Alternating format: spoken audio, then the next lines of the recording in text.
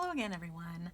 I'm here today with a very small unboxing from Jackson's Art Supply. I don't know what's going on with Jackson's Art Supply lately. I've been getting deliveries really quickly from them. In fact, quicker than I get things locally, which is kind of crazy. So I just got a couple, well, not more than a couple. I got 4 different watercolor pans here, which I figured I would swatch for you today. And then I got some more water-soluble pencils, which are all in here, which I also thought I would swatch today. So let's go ahead and get in here. And I have my Pentalic field book over here to do the swatches in. That's pretty much the paper that I have been using to swatch most things lately, just because it's pretty good quality, even though it's not cotton paper, and or at least not 100% cotton anyway. And it tends to show the colors pretty well. Not all non-cotton paper show the colors very well. So let's go ahead and get in here. I'm going to open up this first so we can see which colors are in here before I get started with the swatching. Okay, so I believe that these were all Caran d'Ache Museum Aquarelle, and I think that's it. Yes, there's they put a little peanut in there, packing peanut. One of the biodegradable ones, of course, because that's what they're like. So I have Dark Plum, Carmine Lake, Anthraquinoid Pink, Crimson Aubergine. Let me see, I'm going to put these in some sort of order here. And Cornelian. So they're all kind of in the red family, red to purple family. And I just kind of wanted to swatch these out and see what I thought. So I think at this point in time I've probably unboxed this tool roll from Hand Stitch Leather Tea, and I have been setting up some colored pencils in here, and these are all water-soluble color pencils, and I sort of have a little color guide here. They're not labeled as to what they are, I just put the colors there. And I was thinking that I may or may not include some of these new ones. I just wanted to see what they look like compared to the swatches I already have in here. And part of the reason why I may or may not do that is I kind of curated the ones that I have in here now. And I still have this extra space over here, and I'm wondering if I can fit a small watercolor palette or something in there. And but anyway, that's a separate video for a separate day. If I end up looking at the colors that I already have in here to compare to these, I'll open that up. And then, so I had 2 sort of random purchases from Schminke. These 2 colors, so this is Cobalt Azure, and then this is Cobalt Violet Hue. Both of these were not available in tubes at the time, so and in fact these were the only sizes they were available in when I ordered it. So because I wanted to try these colors, and this is all that they had. And these 2 are more White Nights watercolors, and I did want to put one of these in my, I'm going to bring that on camera now. So all this says Schminke, it's not a Schminke palette, it is filled with White Nights. The last time I showed this on the channel, when I did the unboxing of the original White Nights colors, it did not have this color in it. So this is claret, and then I've added a couple of small half pans of different colors that I thought went well and kind of supplemented what I already have in here. At the time that I showed it to you, I had a couple of Roman Schmal watercolors in here, and I just didn't think that they were really, well, first off, the colors probably were a little bit duplicative of other colors that I already had in here, and I didn't think that that brand really went with this brand as far as the formulation goes. So I wanted to get some additional White Nights. Well, I did get this claret already, and then I got these 2 to see which one I want to put in the last slot. One thing about the claret, though, is that it is not light fast, I think pretty much at all, which means it's fugitive. It's a fugitive color. It's really beautiful, though. If I end up painting just in a sketchbook, it's fine because it's not going to be exposed to light or anything. But that is something to think about if you are going to be getting paints in the White Nights brand because they do seem to have quite a few colors that are fugitive. All right, well, I'm going to put this off to the side, and then after I've swatched these, I'll see which one goes better in that palette. So let's go ahead and do the White Nights first then. I'll do the White Nights and then the Schminke and then the colored pencils. So I'll put those off to the side for now. I have a little travel brush here. I've been leaving this one on my desk because I really like it. This Princeton Aqua Elite number 6. And then I also have a little pot of water, which I'm going to grab and put over here. So, and let that brush up, put that off to the side. Okay, so this one is Red Ochre. These are fairly easy to open, so it shouldn't be too much of an issue. I'm just going to leave that packaging off to the side here. So this one's Red Ochre. I'm going to go ahead and open this one too. This one is Mars Brown. I was originally looking for some sort of reddish earthy color, which is why I purchased both of these and the claret. Oh, it looks like this one's stuck a little bit. Okay, there we go.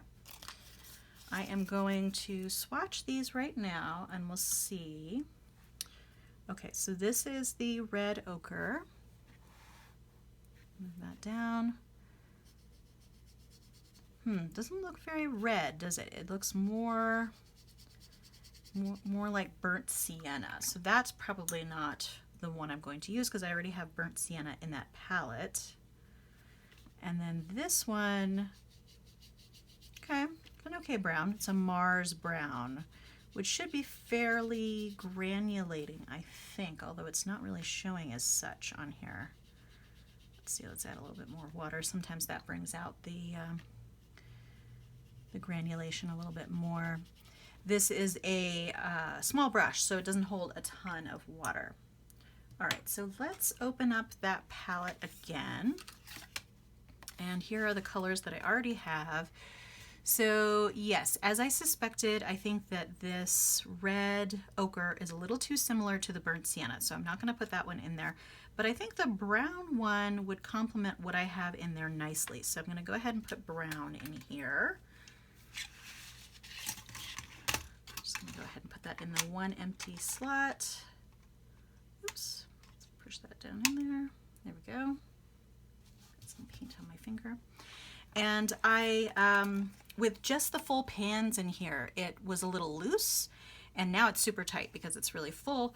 The two smaller pans of color that I added were Senellier Lemon Yellow, and this is a really sticky color, so I wanted to put it in here where I might be working more at home in this palette just because this color is just so sticky. And when I had it in a different travel palette, it was actually so sticky and runny that it ended up running over different colors, and I had to kind of clean it up.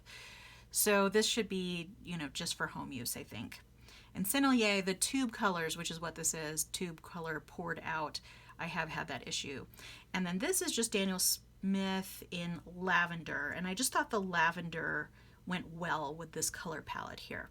And I'll probably do some painting, maybe a paint with me with this palette at some point. I think this would be a great one for florals, so I might do that. Or it might be good for just an abstract, so we'll see. And I do still plan at some point to do some landscape paintings from my prior travels to kind of supplement what I collected from my various travels, and I just haven't gotten around to it yet. So, you know, life is crazy, right? Okay, so I'm going to put those off to the side, including that extra pan. So I have to figure out, that'll go somewhere, but in fact, I'm going to put it for now. I have a little, what I'm calling my orphans box.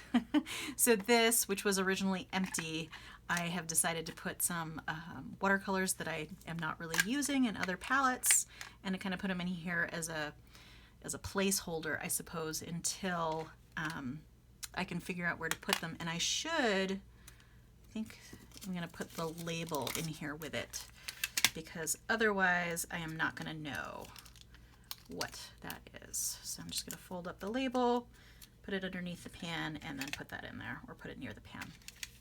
Okay.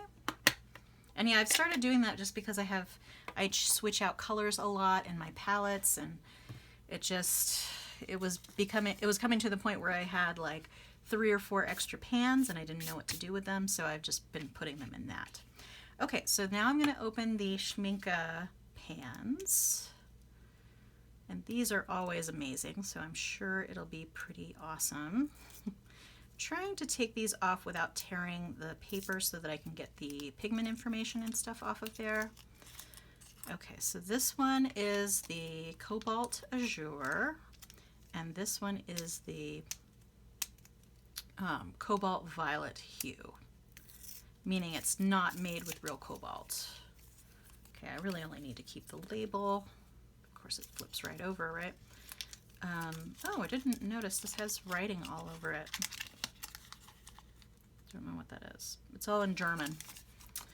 Okay, so let's start with these here. I'm going to start with the smaller one first. And it looks like that one has a little bit of an issue re-wetting, but let's see how we can go here. And I believe that this one is granulating. That's actually really pretty.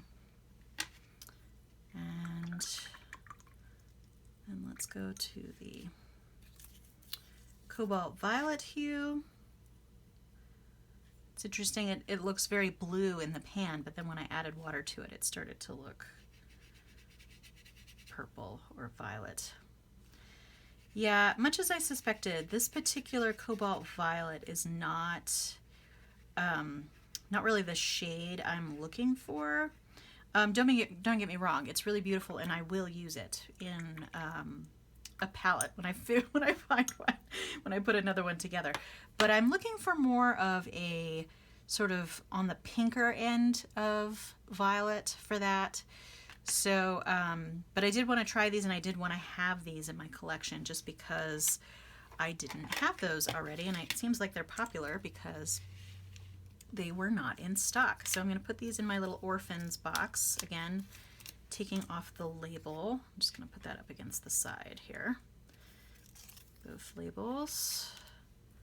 And then put that pan there. And I'm actually going to leave this box open for right now because it is, those pans are still wet. And if I close that, it will, oh, and of course I messed up my order. If I don't leave it open, they might not dry, and then they might get a little moldy or whatever. Okay. So let me put these back in color order, or at least the color order that I thought might work for these. Okay. And then I'm just going to swatch these underneath here. So what I'm going to do is I'm going to do some circles first with just the pencil, and then I'm going to activate them. So that's the dark plum. This one is crimson aubergine.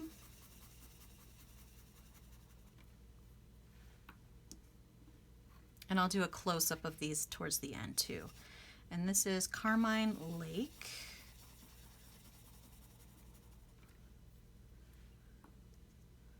Interesting how these look when they're just pencil marks. And this is Cornelian. That's really pretty. And this one is Anthraquinoid Pink. Everything seems to be giving off little bits here onto my paper. Okay, also a really pretty one. I'm going to put those up here. All right, so I've got a decent amount of water here. Oh, that's pretty. Okay, so this is the dark plum.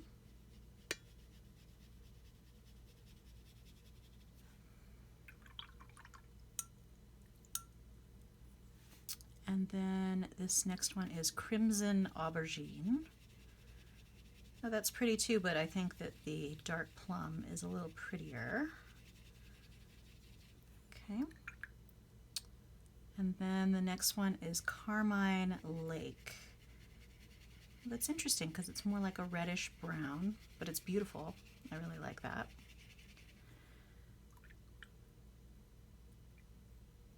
And then, oh, that's really pretty. This one is the Cornelian. It's a very vivid orange. I like that.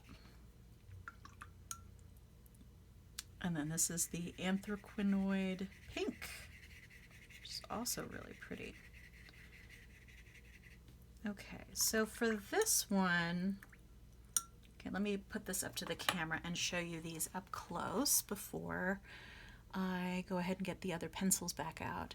And you can see there is quite a bit of residue from the pencil underneath the where I put the water, but you can kind of compensate for that by just painting off of the tip of the pencil, or having a lighter touch when you put it on the paper. I kind of laid it on thick here, and it's going to vary depending on the brand of pencil that you get as to how much pencil mark is still going to be there. Okay, so I'm going to look at my little color swatch sheet here. I think that this one is definitely a little too similar to something I already have in here, so I wouldn't put that one in here. I don't think I have anything like this one, so I might put that one. I really do like the dark plum as well. This one I think is a little similar to this one here. And the pink, although I already have a pink, it's much lighter and sort of a different tone. So I think I might end up putting these three in my little set, and then I'll put the others together with the rest of the pencils that I have.